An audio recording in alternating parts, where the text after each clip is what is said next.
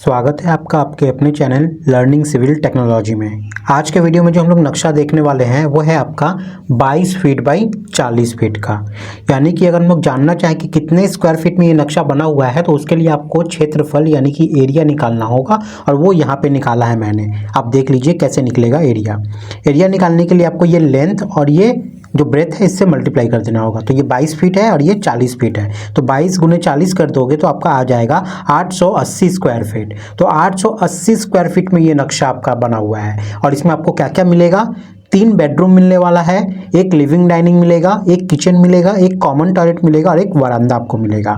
मैं आप लोगों को सबसे पहले बता दूं कि ये जो नक्शा है ये मेरे क्लाइंट के रिक्वायरमेंट के हिसाब से बना है, और उनके हिसाब से उनके लिए ये अच्छा है, परफेक्ट है। लेकिन आपके हिसाब से ये नक्शा जो है ये वैरी कर सकता है, आपको पसंद आ भी सकता है, या आप कुछ माइनर इसमें थोड़ा बहुत चेंजेस करना चाहते हैं तो वो आप अपने हिसाब से चेंज कर लीजिएगा।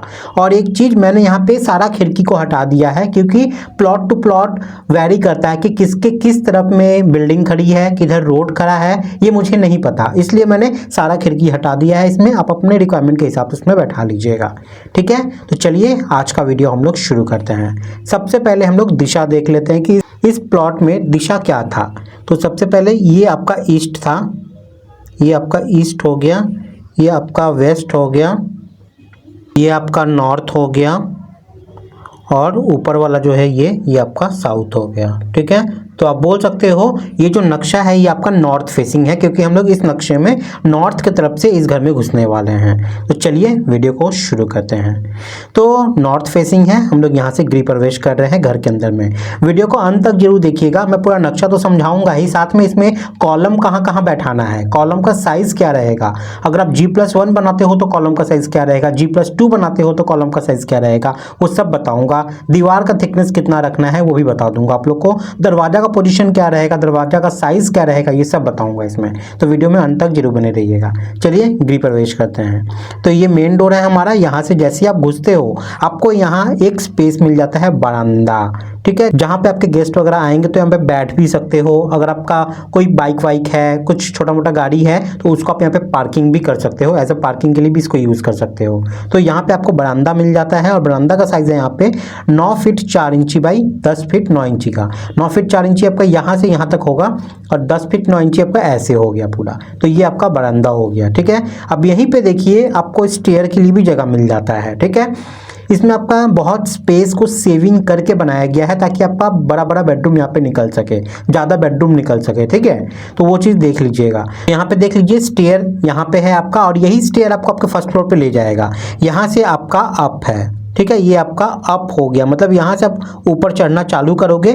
जैसे आप यहाँ पे आओगे, यहाँ पे मिड लैंडिंग है, आप टॉयलेट देख रहे हो, मतलब मिड लैंडिंग के नीचे में आपका टॉयलेट है, ठीक है। तो स्टेयर के नीचे में ही यहाँ पे टॉयलेट था, और क्लाइंट की रिक्वायरमेंट भी यही थी कि हमें टॉयलेट के लिए अलग से जगह नहीं चाहिए, सीढ़ी के अंदर में ही ऐसे बैठाइएगा कि मेरा टॉयलेट वहाँ पे बन जाए, ठीक है।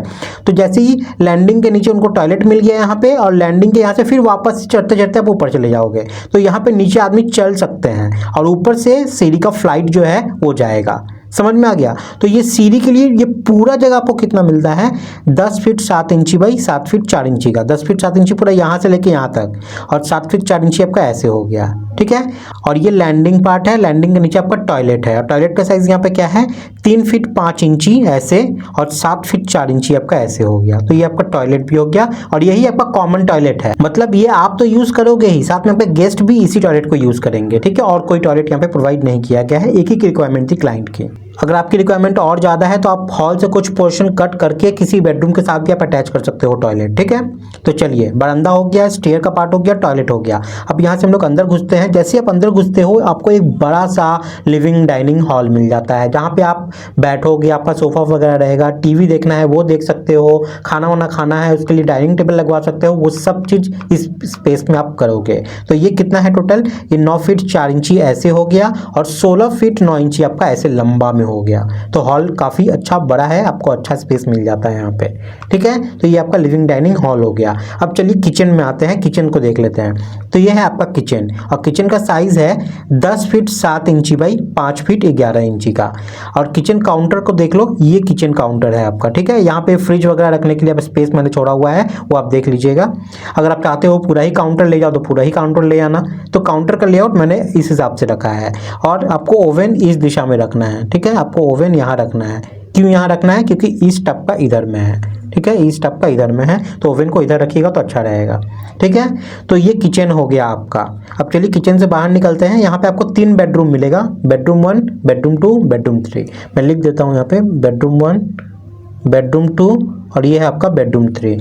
बेडरूम 1 का साइज है आपका 10 फीट 7 इंची बाई 13 फीट 10 इंची का। बेडरूम 2 है आपका 9 फीट 4 इंची बाई 10 फीट का। और बेडरूम 3 है आपका 10 फीट 7 इंची बाई 10 फीट का। ठीक है, तो 3 बेडरूम हो गया, जिसमें ये बेडरूम सबसे बड़ा है।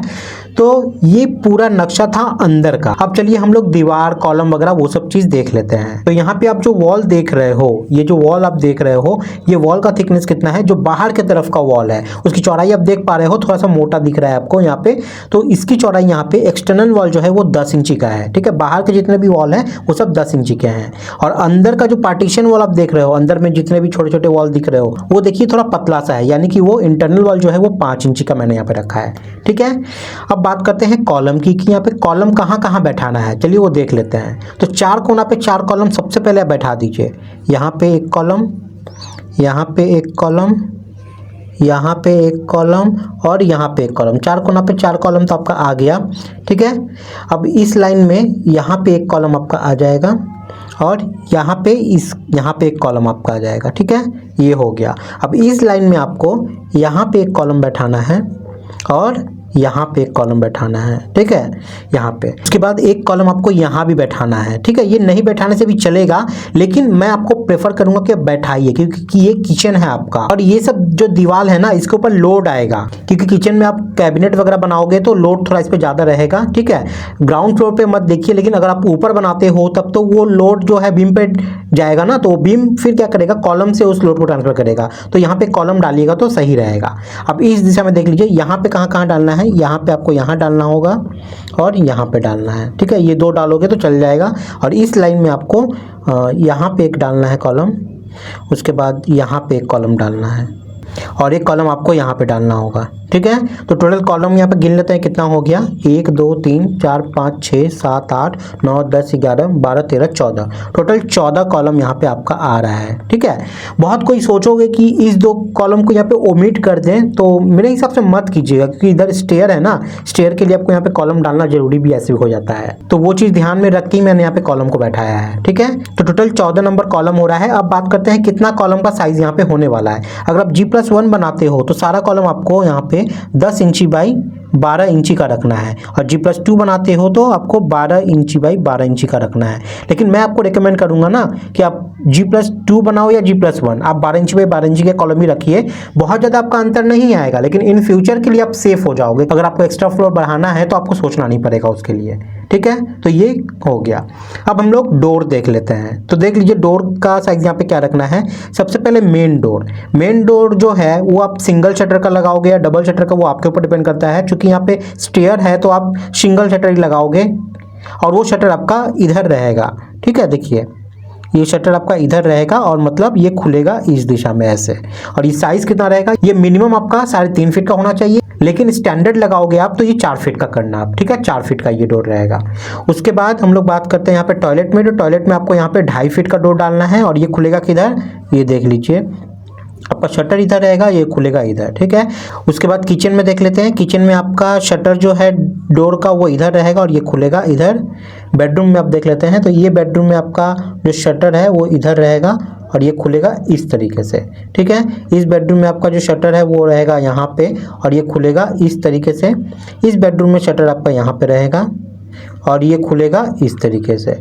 ठीक है, तो ये था पूरा नक्शा आपका 22 फीट बाई 40 फीट का हाउस प्लान, जो कि आपका 3 BHK है। तो नक्शा कैसा लगा है एक लाइक करके जरूर बताइएगा और कमेंट जरूर कीजिएगा, इससे हमें मोटिवेशन मिलती है। इसको शेयर कर दीजिएगा ताकि दूसरों को भी इससे मदद मिल सके। लाइक और शेयर करने में आपको ज़्यादा वक्त नहीं लगेगा, लेकिन ये चीज़ हमारे लिए बहुत ज़्यादा मायने रखती है, तो प्लीज़ इतना तो करके जाइएगा आप लोग। अगर आपकी कोई रिक्वायरमेंट है तो आप कमेंट में बता दीजिए, हम लोग उस पर नक्शा जरूर लेके आएंगे, लेकिन डिटेल बता दीजिएगा कि हाँ ये चीज़ हमें इस नक्शे में चाहिए। ठीक है, इसका स्क्रीनशॉट लेना है तो स्क्रीनशॉट ले लीजिए। मिलते हैं अगले वीडियो में फिर किसी न्यू नक्शे के साथ, तब तक के लिए बाय, टाटा, जय हिंद।